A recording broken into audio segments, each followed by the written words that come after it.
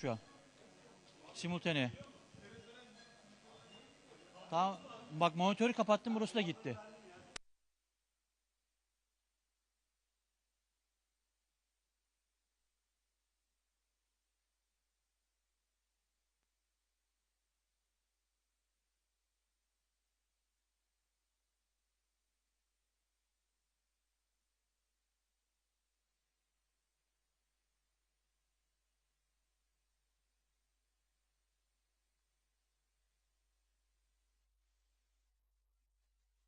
Delegation led by Minister of Defense Rustem Umerov and other members of delegations.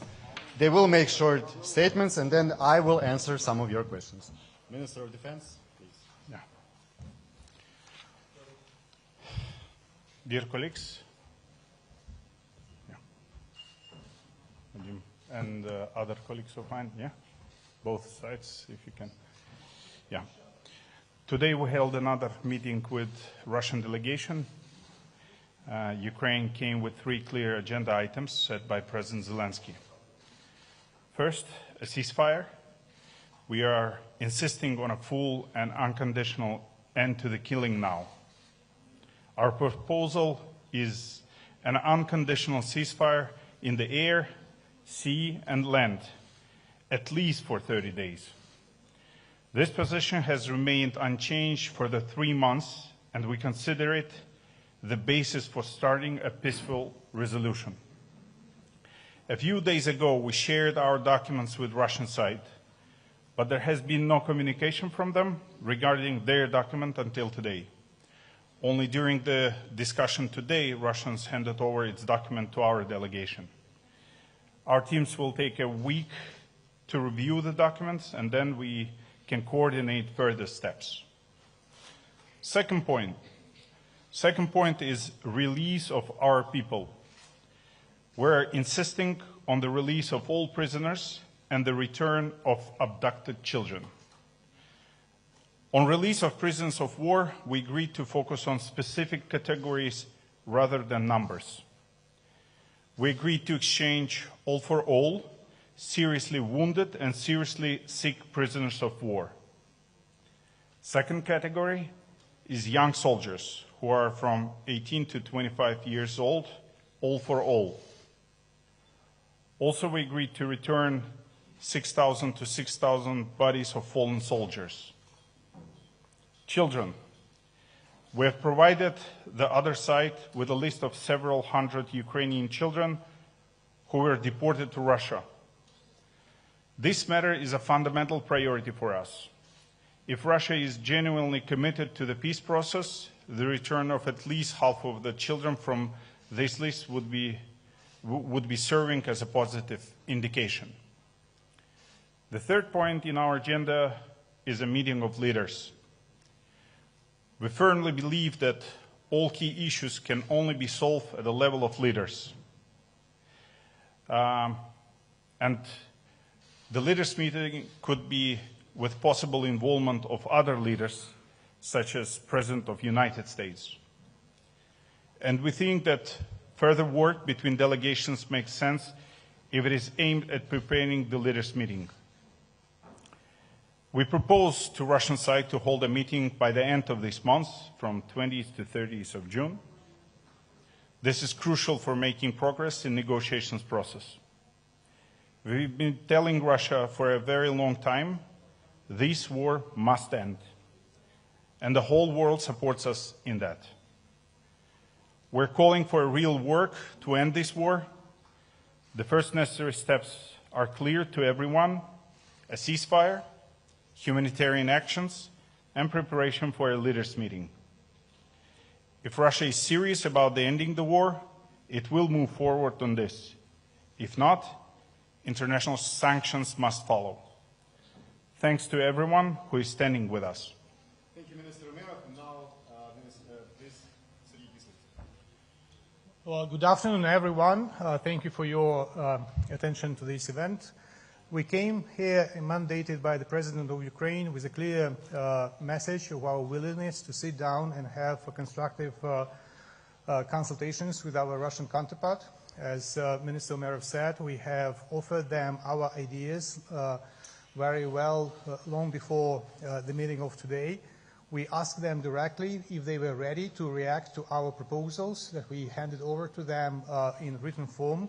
A while ago, there was no follow-up on the Russian side. As you can understand, we could not react to the Russian proposals because the Russian proposals were only literally given to us during the meeting. Therefore, the Russians themselves suggested that we need to take a serious look at those proposals. Nevertheless, we managed to construct our conversation in a way that we can have tangible humanitarian outcome if our experts will diligently follow on the agreements between the two heads of the delegations. I would like also to note that the Russian side continue to reject the notion of unconditional ceasefire, the very unconditional ceasefire that the American president himself offered a while ago, the very unconditional ceasefire that the US delegation spoke in New York on Thursday and on Friday, the very unconditional ceasefire that our delegation has offered once again. Nevertheless, there was an agreement that the experts will continue to discuss the ideas, including on the ceasefire, that are contained in the papers that the delegations have exchanged.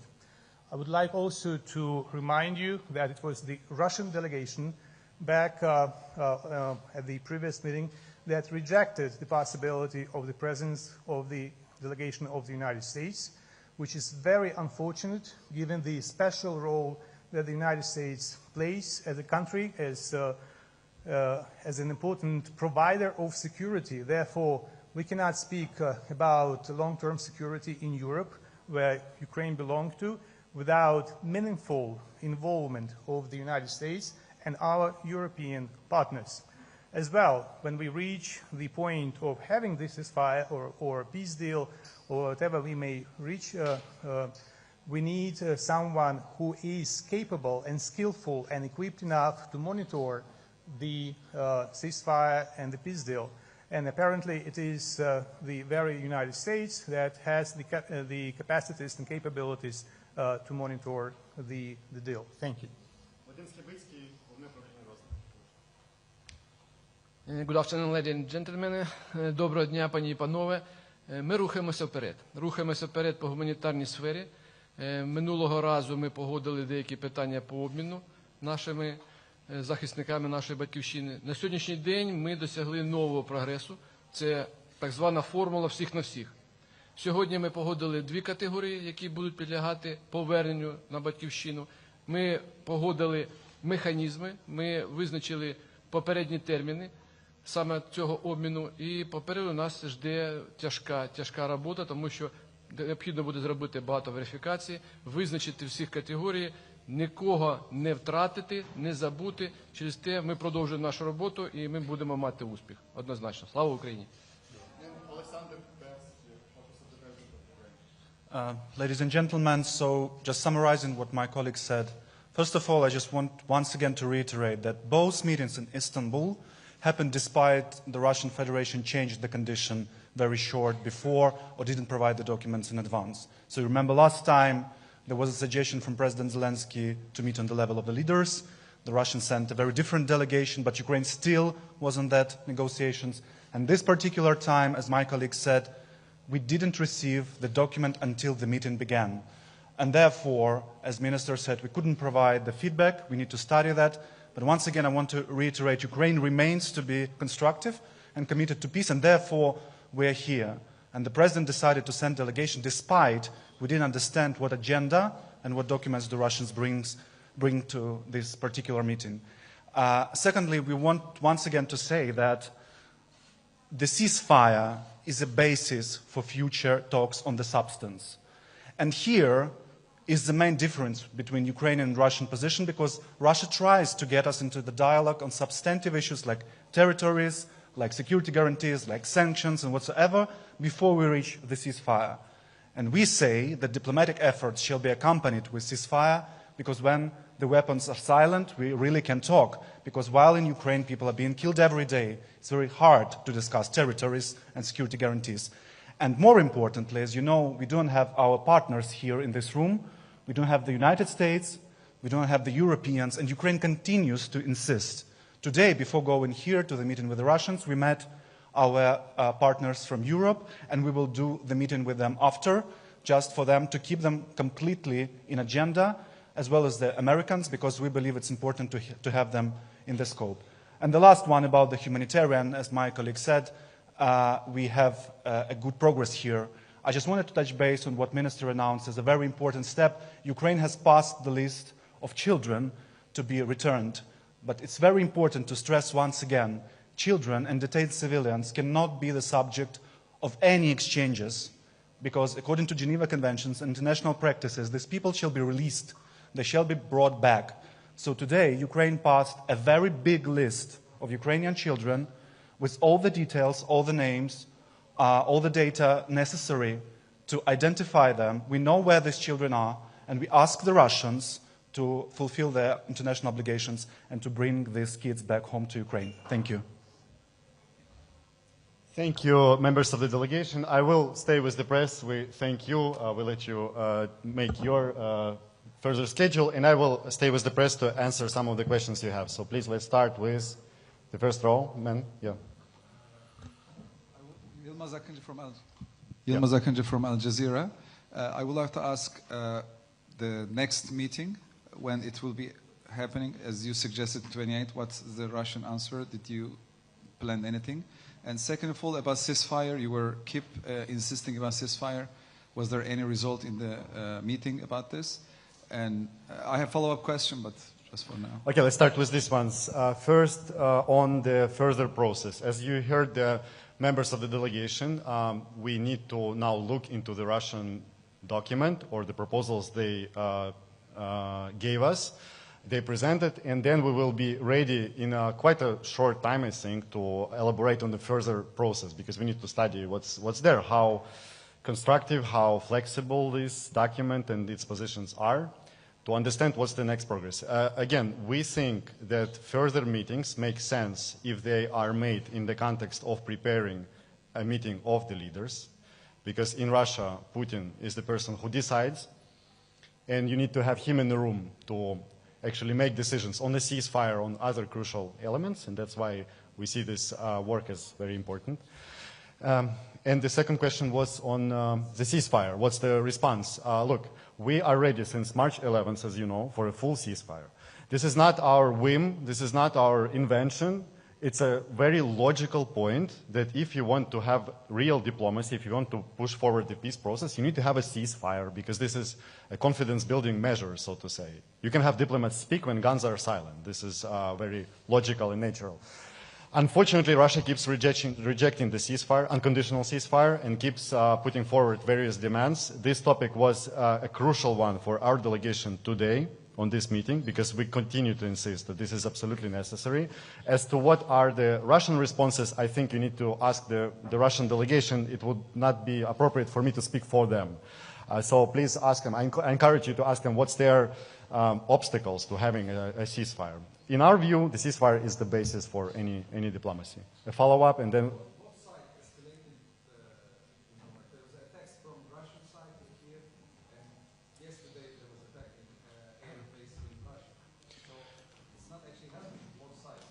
We categorically reject any attempts to put Russia and Ukraine on the equal footing.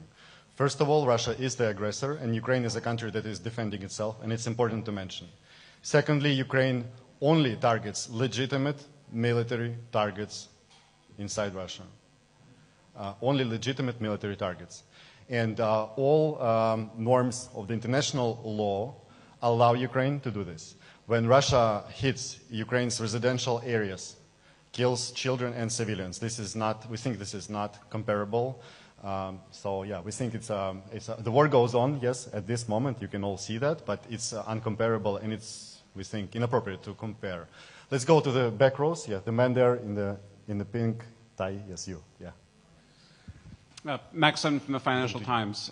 Just a question about the Russian document. I understand you only received it today, so it's too early for Ukraine to have a reaction, but can you elaborate a little more about what the contents are? We know that Russia has made some pretty consistent demands going back to June last year when Putin set them out, and more recently Lavrov and Medinsky have also put some things forward. Can you give us more of an idea of what the contents of the Russian memorandum are, just the facts of the document? Yeah, Max, you need to understand that I will be very limited in what I can say because, as you said, we just received the document. If we have received it earlier, we would study it, and I would be ready to tell you now, okay, its points are acceptable, not acceptable, or what. What are they? We don't know what they are. We didn't know. Look, Max, we didn't know what they are. But can you tell us what they are? Until few hours ago, look, because it's a very serious matter because we're trying to achieve peace here. And it's I cannot improvise, because words matter, and we need to study. We need to look into the document. Can you read it out loud? You know, your document is public. This is the problem. We just want to know what's in it. We shared our document. We can speak for it. We shared it with the Russian side last week. And moreover, because you all probably read a lot of items of this document already in the press. This is how our world functions, that everything is in the press. But you can clearly see, I think even from these leaks, that our document is very rational, it's logical, it doesn't put forward any demands that are not doable, that are go beyond what is required for the normal peace process. I mean, you can clearly see this is a normal document, our document. As to the Russian document, we will need to have a look at it and be sure that we will provide evaluation when we are ready to do that. It would be irresponsible for me to improvise now and give assessments of this document. Again, we will look into it, analyze it, and get back to you with more clear evaluations. Yes. No, sorry, I promised. Yes. Larina Willinger from German public broadcaster ARD. My question would be, could you describe us a little bit about the atmosphere today that has been set up during these conversations? And my second question would be, do you think the future talks will stay here in Istanbul under the role of the Turkish government? And what's your demand from European leaders? Thank you very much. Okay, the first one on the atmosphere. The atmosphere was different in different moments of this meeting. The Ukrainian delegation, when it comes into the room with a Russian delegation, is always ready for any types of statements coming from the Russian side. Believe me, we are prepared. We're not the first day in this business. We've been having talks with the Russians for many years, even before 2022, and we know the type of statements they can voice. What I can tell you for sure is that the Ukrainian delegation was bringing the issue and bringing the discussion back to the topics which are the priority for the Ukrainian delegation, which is the ceasefire, humanitarian confidence-building measures, the return of our prisoners of war, children, and then the meeting of the leaders. Because we think that this is the real points. We can talk for a long time about any, big issues, but in the end, the peace process starts with the basics, and the basics is the ceasefire, humanitarian confidence-building measures, and the meeting of the leaders, which can kick off a real, meaningful, substantial peace process. We think our position is not, it's very logical. I mean, it's very natural and logical. On what the second one was, yeah, the platform. Look, we never had any problems with any platforms. The Ukrainian side has always been very clear that we are ready to meet in Turkey, in the Holy See, in Switzerland. So there are many platforms. We don't have problems with the platforms. Unfortunately, it's the Russian side that wants to, pick platforms, dates, and so on and so forth. Our delegation came here because we are committed to peace, because we will never allow anyone to accuse us that we are an obstacle to peace. We are not, and we use every opportunity, however small, to advance the process. As to the European leaders and what we expect unity in Europe, and we expect strengths. This is why, for example, Minister Sibiha was taking part in EU Foreign Ministers' Council recently. He was talking with his foreign minister's colleague. And President Zelensky, by the way, today, takes part in important formats with the European leaders. We insist that the pressure on Russia must be maintained and strengthened even as the diplomatic and peace process goes on. We think it does not contradict each other. Actually, pressure helps. Pressure actually stimulates a constructive approach from the Moscow side. So I would say this is the priority thing, but then it needs to come, the economic pressure on Russia needs to come together with military assistance for Ukraine. It needs to continue, and we need to continue strengthening Ukraine, because again, for Russia to negotiate and in good faith and be serious, it needs to understand that it cannot achieve military victory or results. It needs to understand that Ukraine is strong enough, and we need to be in a strong position. Yes, let's go to the left side, you, and then behind. But first, the second row. Thank you very much, Lisa Vogt from the BBC. I wanted to ask you if during those talks the Russian delegation mentioned the strikes on Russian air bases that happened yesterday, and do you think those strikes had any influence on the talks today whatsoever, maybe on the atmosphere in the room? Thank you very much. Not to my knowledge, but I'll need to talk to delegation. I only know some basic things that they've been able to tell me when we came out of the room, because we immediately rushed to this press conference. I will talk to them and find out, and we will get back to you on this, how was it a topic or not during the negotiations. I didn't hear it. Okay, thanks. Yeah. But regarding the context, I mean, the war goes on, and I can only reiterate that first, Ukraine targets legitimate military targets in Russia, and secondly, Ukraine agreed to a ceasefire on March 11. And if Russia agreed to a ceasefire, I guess the planes would be intact right now. Please, your colleague behind. Thank you very much. From China's Xinhua News Agency. What do you think is today's biggest breakthrough for today's talk? Could you tell us the biggest breakthrough for today? Secondly could you tell us the details of the prisoners exchange for second time? Could you confirm the details of the prisoner exchange with Russia the second time? Okay, thank you for bringing the discussion back to constructive and positive mood. The greatest outcome we think today is again on the humanitarian issues, the same way as it was last time on May 16th on the meeting in Istanbul, and the return of our people. So delegations, as you heard previously, the members of the delegation, they agreed to exchange all for all certain categories of prisoners of war, which are severely sick, severely wounded prisoners of war. Also the young soldiers, 18 to 25 years, the youth that needs to be home, not in captivity. And the return of the bodies of the fallen soldiers to let their relatives commemorate their loved ones. So we think these humanitarian issues are very important for us. For Ukraine, there is, I'd say, no greater value than human lives. And if a meeting lets us bring back some people, any number, then we think it's a success. It's already a success. It's already worth it. And it was the case back then when we agreed 1,000 for 1,000, and it's the case now. Why we focused on specific categories, not figures, this is important. All for all principles inside these categories. But this is important because we can release those who need this the most. And we think it's already a success. Yeah. But you will also release the prisoners of Russia, right? So it's yeah, like of course. We're also talking, like the exchange. Yes. Yes, we have the release, which is, yes, of course, we get back our people, they get back their people, of course. So there's no certain figure, number you don't want to mention? The teams will be working to elaborate on a specific number because look, we are talking about a category, yes?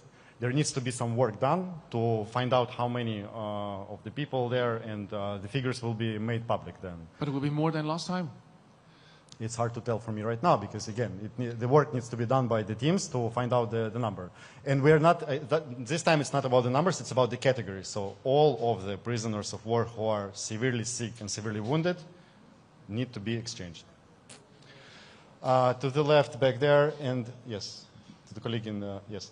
And if some American media is here, because last time some American TV channel said you didn't give us the platform. I want to give you the platform now. So if anyone from the American media, no, not you. But okay, let's start here. Yes.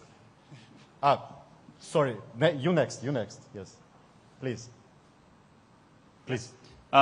You also mentioned that there was some discussion about a leaders' meeting. This obviously seems very unlikely, but how did the Russian side respond to this? Presumably they want the process to take place and some terms to be agreed on in advance, no? Look, I understand that the Ukrainian side is pretty open in the communication with media, and we tell whatever we are asked for, and that's why I'm standing here and answering all of your questions, whatever they are. And I understand that the Russian side is not that open, and that's why you're not the first one to ask me what the Russian side thinks, what it responds. I cannot speak for them. You need to also understand that I cannot speak for them regarding these issues. I think that they will have a sort of a press conference probably. So try asking them what they think. Our president is ready to meet tomorrow. If Putin said, I'm ready to meet tomorrow, President Zelensky would meet him tomorrow. There is no we don't have a problem with that. Unfortunately, the problems are on that side, and you need to ask what the obstacles are. I promised, I know we are short of time, I promised, yes, please. The last one, yes. Please, the last one. Yeah, and I'll go. You can ask, actually, I will hear you.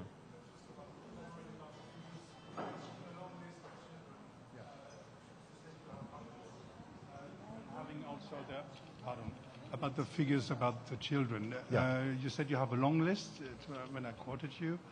Do you have any figures about that? How many? And you said also that you know where they are. So if it must be precise. Yes, we are talking about children which are both in Russia itself and in the temporarily occupied territories. The list is a few hundreds. I cannot name the specific number, and there is a reason why we keep it a bit vague. And we hope that the progress can be made on this specific item because our children are non-negotiable, as we said many times. I will need to go because the people there are really... Last one, okay. Last one, I promise.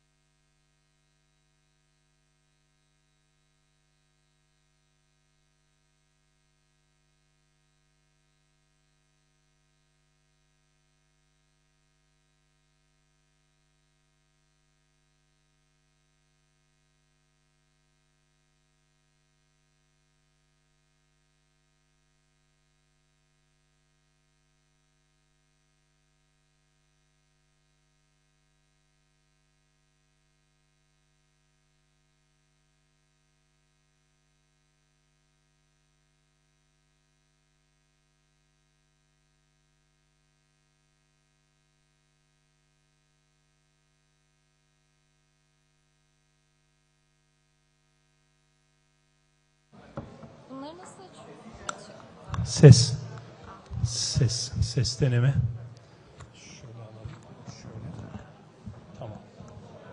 If I could get everyone's attention for now, we will kindly ask you to make your way towards the garden area, please.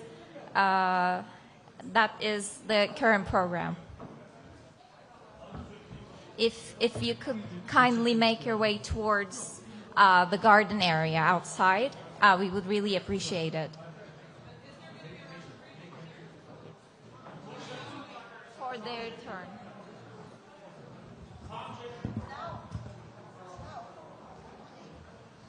Test 1, 2, 3, 4, 5, 6. Hey, hey. Sound check. Test 1, 2, 3, 4. Yeterli mi arkadaşlar? Sound check. Test 1, 2, 3, 4, 5, 6, 7, 8, 9, 10. Yeterli. Teşekkürler. Sound check. Test 1, 2, 3, 4, 5, 6, 7, 8, 9, 10. Hey, hey. Sound check. Test 1, 2, 3, 4, 5, 6, 7, 8. Tamam. Teşekkürler.